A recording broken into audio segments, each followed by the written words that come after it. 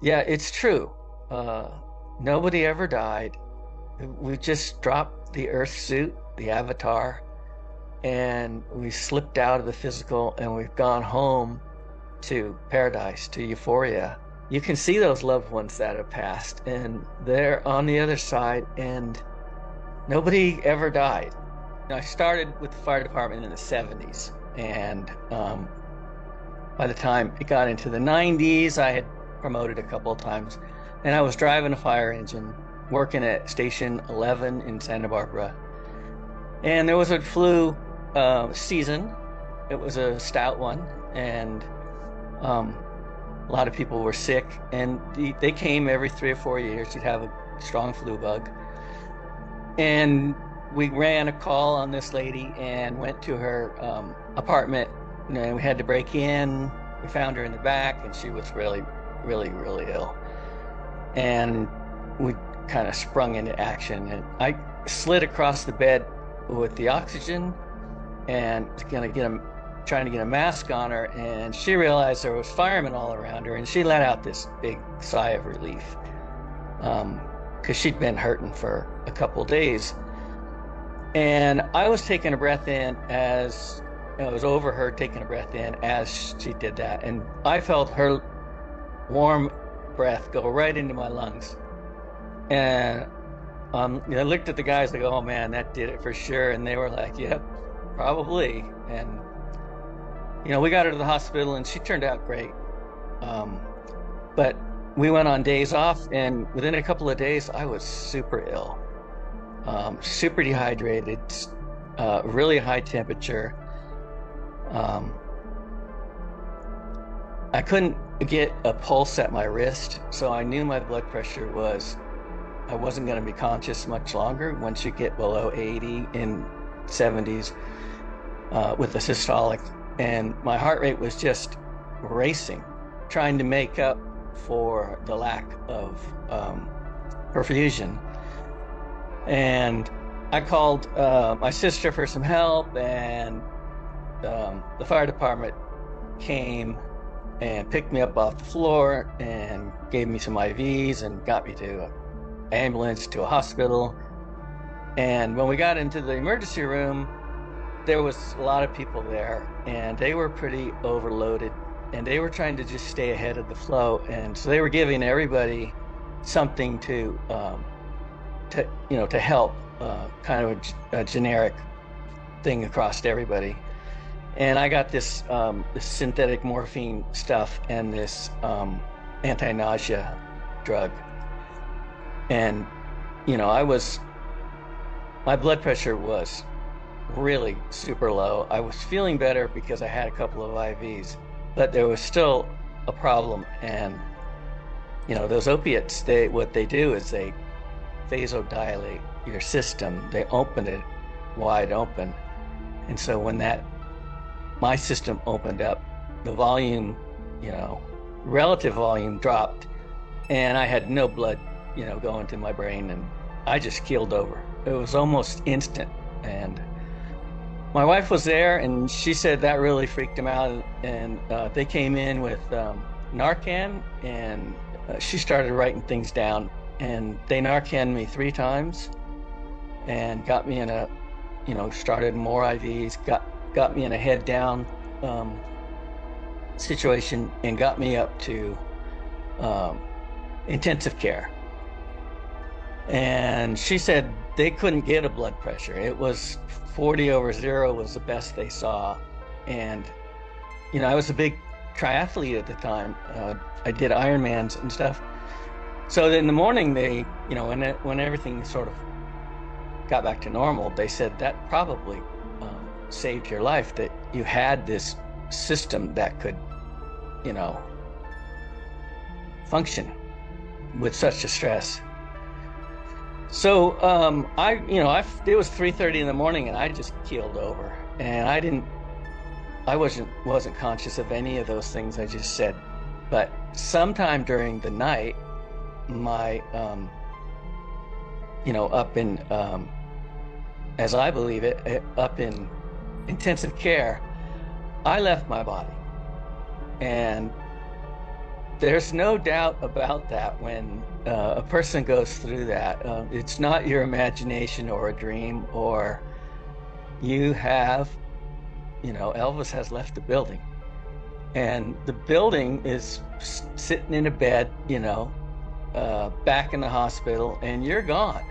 And I was this huge, expanded cloud. I was this huge, amazing, euphoric balloon, like I went on forever. And I was flying through this field of stars, and that's all I could call them for years. They were these colored balls, these orbs, and they all had different colors and, sound coming from them, vibration, and they were all around, and they were super happy to see me, and they were like, it was like a welcoming. It was like I was being paraded through them, and they were all showering me with, with a greeting and a vibration. And as I was traveling through this star-filled realm, I was like thinking to myself, how in the world did I forget who I really was? I mean, I was absolutely me. That voice we have in our head, that guy that's talking to us all day about what our plan for the day is going to be, and what we like and what we dislike. And that guy was absolutely intact. It was a seamless transition, but I was somewhere else, and I was something else, something infinite. And I still had my sense of humor. The voice was still the same.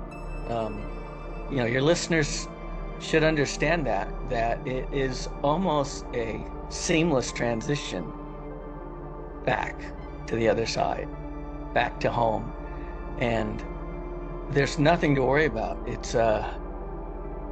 It's remarkable how much we are in this, this testing ground, this hologram, this simulation, and that emotions are everything. That is the universe, is feelings and emotions. And back home, none of the low vibrational things are there. They just weren't. And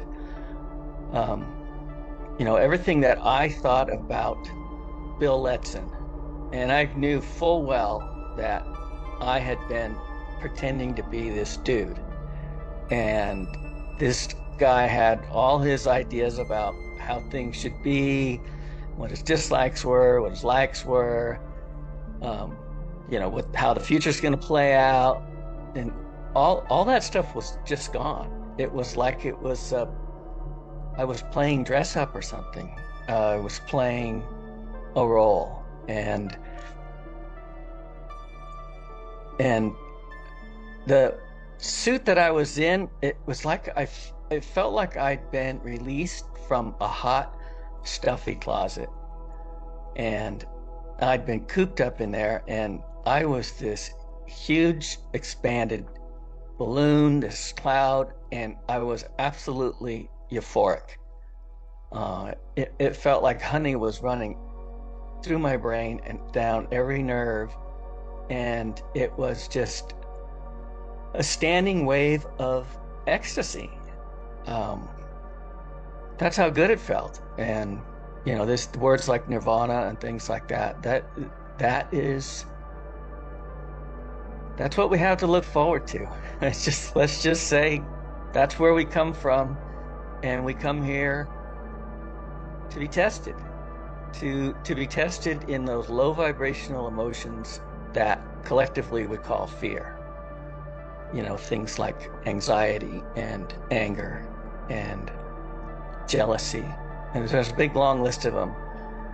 But they stay here, and they don't exist where we come from. And we come in here to take a ride in the spook house with those emotions, and to see what we learn from them.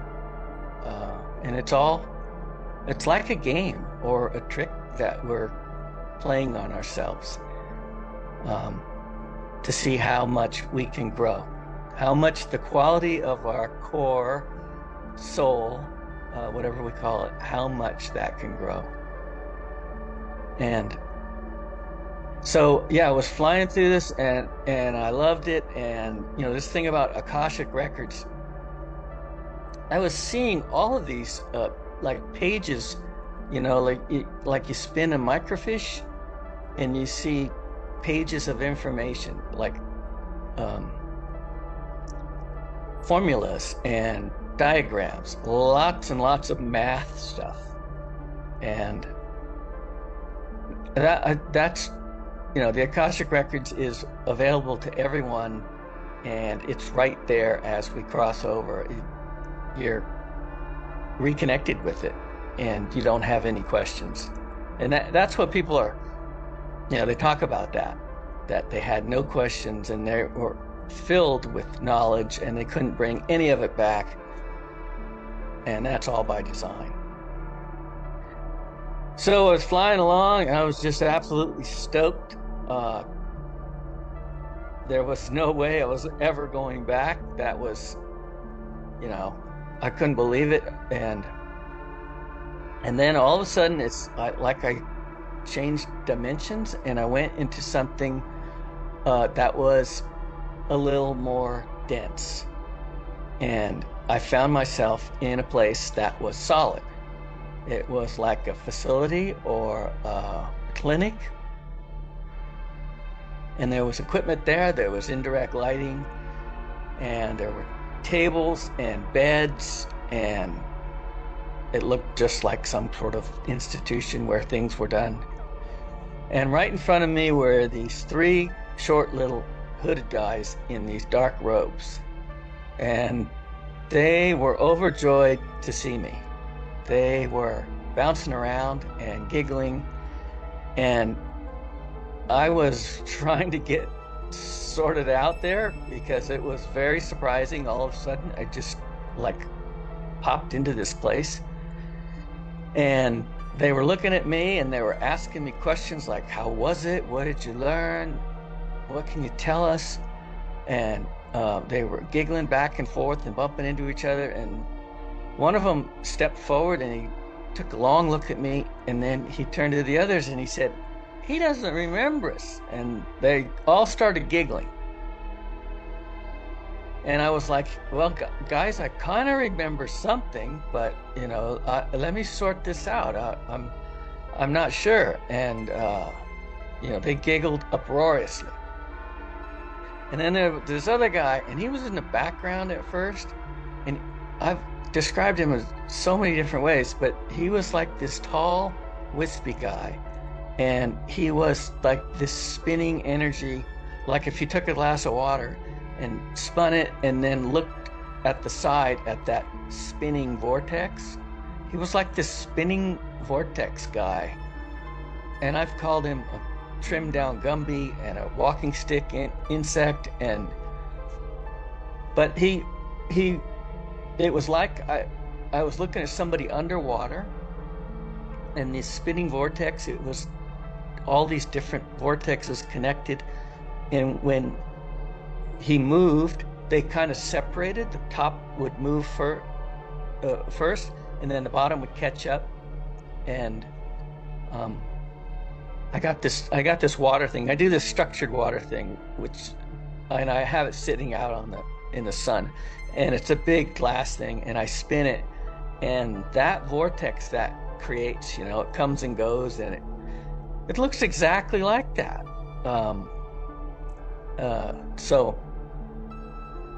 And he was really cool. He had this humongous smile from ear to ear. It was almost like it was too big for his body. And he had these bright eyes, and he came forward, and you could tell he was chuckling. And I was looking at him like, well, who's this guy? And as he got closer, the love that was coming off of this being was so powerful that I felt my chest just expanding, like like you're watching a movie with the dog is reunited with the child, and my throat got tight, and I'm like, I'm gonna fall down on my knees and cry uncontrollably. That's what it felt like I should do, um, because it was of love. Like this is why. And I never really knew this, but this is why women, are crying at weddings when the youngsters are getting married, and from love, and the guys are all sitting there going, "Well, what's the story?" But, the feminine energy is more connected to that creation, to that emotion of love. Um,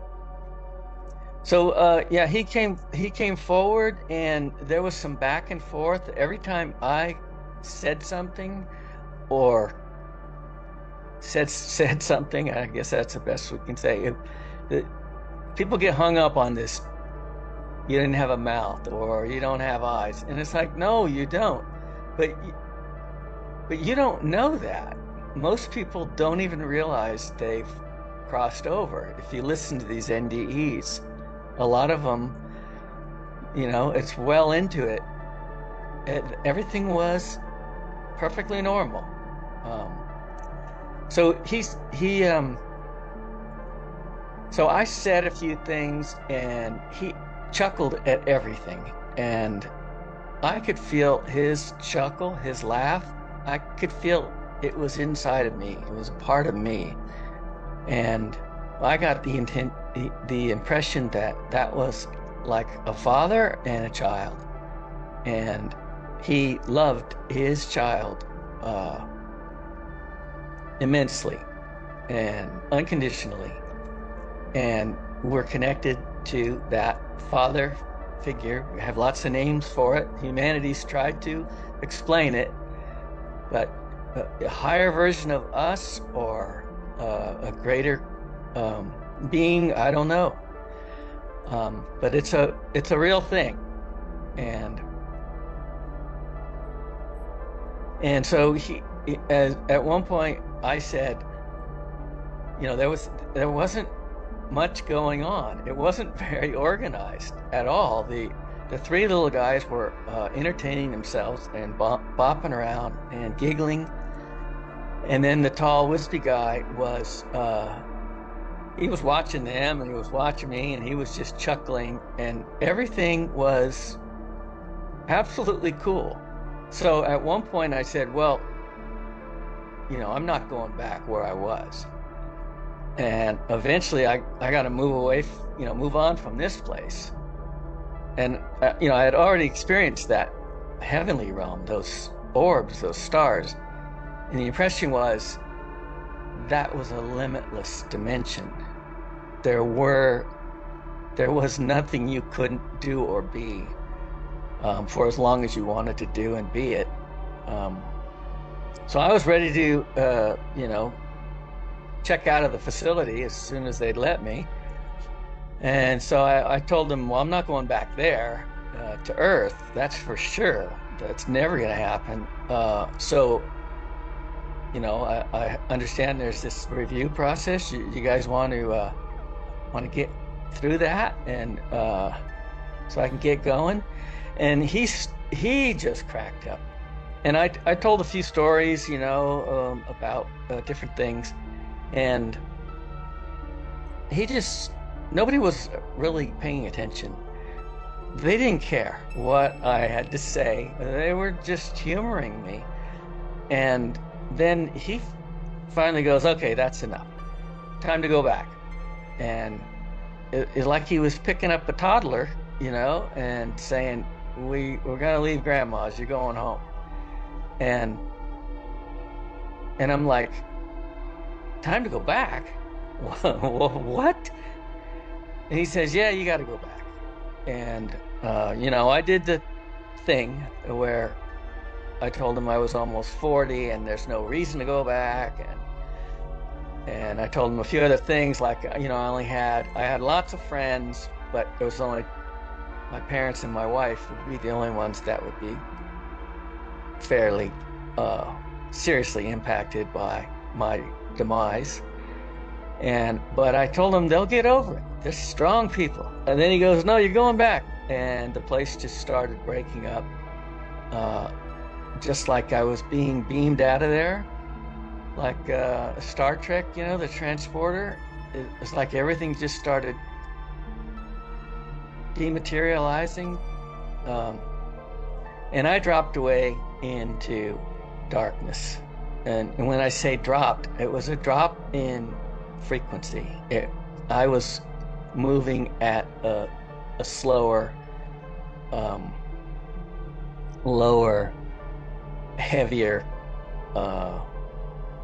vibration, and that was really clear that.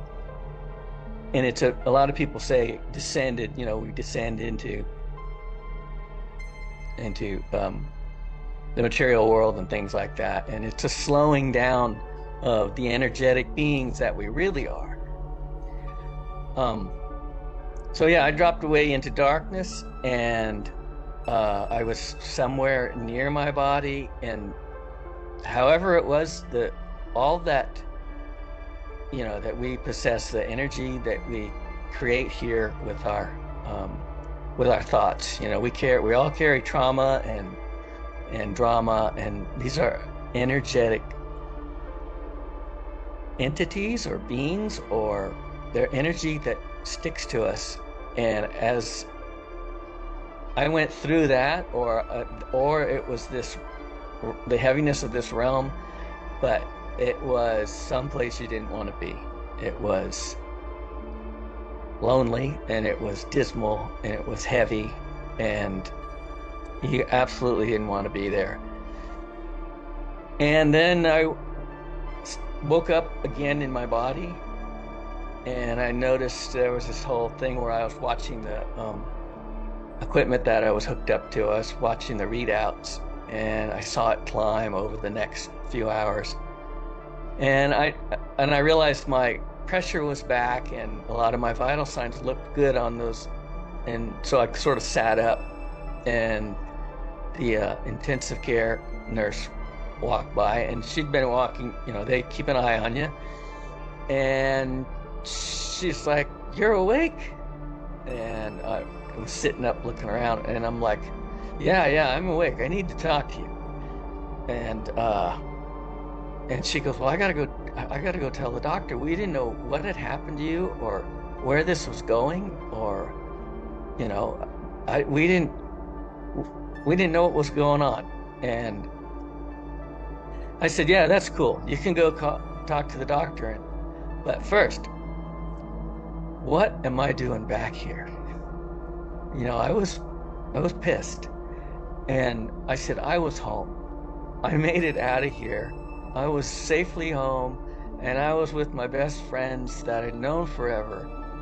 And how is it that I got back here? When you're pulled away from that. It's why babies cry when they first come out, I think, is they're in this realization that, oh crap, I'm back here. And she was one of these gum-chewing old nurses, and she said, "You fell out of it, escrow, and now you're back with us. And you need to get your head around that." As soon as the doctor came by, I was just like, blah, blah, blah, blah, blah, blah, where I was and who I saw and details about everything. And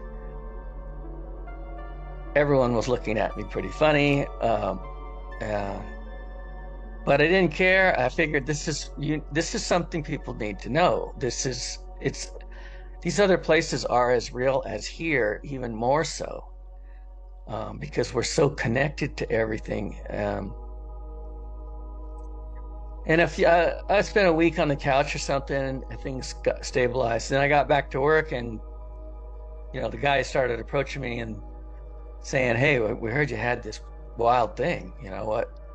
And I didn't hold back. I told everybody everything, every detail. And after a couple of weeks, the guys in the office, the chiefs, are like, "Hey, dude, you need to zip it." And I did. I dummied up for about 15 years And that was okay because it was my personal thing. I didn't need to, fix the world. And at the time, I didn't see the need to. And after my NDE, I started hearing this counting all the time, and it was in groups of four, and the four is stacked, and it was music. And music was, music is mathematics. And I bought some drums, a few years later, and my wife's like, "What is wrong with you?" I said, "I think I can play these. Music just seems really easy." And she's like, "Well, what then? You gonna get in a band?" And I'm like, "Yeah, get in a band." And she goes, "Are we gonna play gigs?" I said, "Yeah, play some gigs." And it's funny because, in a few months, I could play nearly any song. And then I was in some bands, and then some really professional guys were in a studio one day, and they said, "Hey, we want you in our band." And I'm like, "You don't understand. I'm just this retired, this old guy that I've never had a lesson." And they said, whatever it is that, nails down that foundation of songs, whatever it is, the timing thing, the groove, whatever it is, you have it. And we went on. We played the state fair, and 1,000 people in the audience. And my wife, she just shake her head. She just goes, "I can't believe you." It was cool, and my friends would say, "How you're sitting there like an octopus? Everything's every limb is doing something different, and you're just like talking to us." And I'm like, "Guys, it's just really easy. You see it in levels, and you just let the levels do their thing." The most interesting thing was, guitar guys are usually the talent in a band, and they'll say, they'd come in and they'd say, "Hey, I wrote this song the other night, and I'll get a recording of it so that you can work on it." And I'd go, "Oh, just go for it," and lay it down. And they'd start playing it, and I'd come in with the drums, and long as we kept eye contact, I knew when he needed to fill. I knew when there was a tempo break. I knew when there was a bridge. And he'd get done, and he'd like, "How did you do that?" I said, "I don't know. It's just there." And so, yeah, music's cool. Music, we are this creative flow. We're music and art and dance, and that's what we come from. And the divine plan is that we question who we really are, and we sit in nature and with stillness and silence, and we let go. We let go of the material realm, and the divine realm just comes flooding in. And that's what all of us can do it.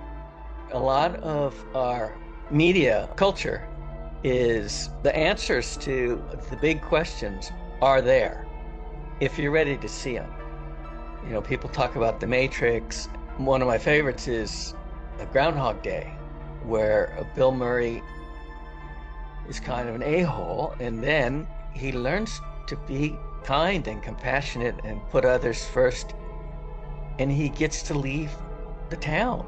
And that's kind of our thing. We're here with these lives. Every day, every Groundhog Day he has is similar to every life that we have here. And we are learning to raise the quality of our core, and then we get to move on. Those messages are everywhere. The big push was that night I looked up at the sky, and I made a very clear speech to the divine. And it was very obvious that we are in this veiled reality, and there are thousands of beings watching us all the time, rooting for us all the time, following us. And I just, I kind of pictured in my mind those three guys I'd seen years before, and the tall, wispy guy, and I just, from my heart, I just said, guys, what I have seen in the last couple of days, uh, I had plans, but my calendar is clear. Whatever you need from me, I'm your man.